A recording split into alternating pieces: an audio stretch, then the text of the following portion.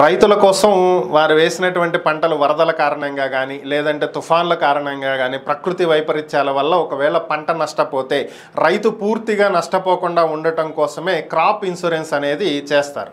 So దీన్నే పంటల బీమా అంటాం. దీనికి సంబంధించి గత ప్రభుత్వంలో 5 ఏళ్లలో ఎప్పుడూ కూడా పంటల బీమాకి ప్రభుత్వం డబ్బు చెల్లించలేదు. అంటే జనరల్గా ఇది రైతులు కొంత అమౌంట్ కడతారు, నామినల్ అమౌంట్ 10 రూపీస్ 20 రూపీస్ ఇలాగూ, మిగతాది ప్రభుత్వం చెల్లిస్తుంది.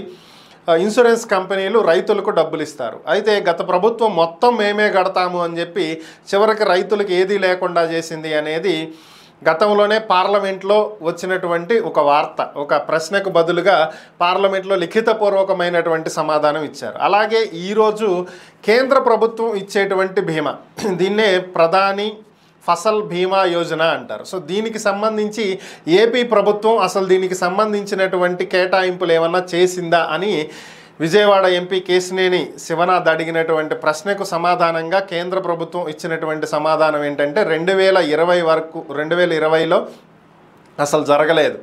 2022వ సంవత్సరంలో దీని గురించి ఏపీ ప్రభుత్వం చర్యలు తీసుకోవటం, చెల్లింపులు చేయటం జరిగింది. 2022, 23 సంవత్సరాల్లో ఈ కాలంలో 22, 23 అంటే మనము ఒక ఫైనాన్షియల్ ఇయర్ని ఎలా క్యాలిక్యులేట్ చేస్తామో అలా అనమాట.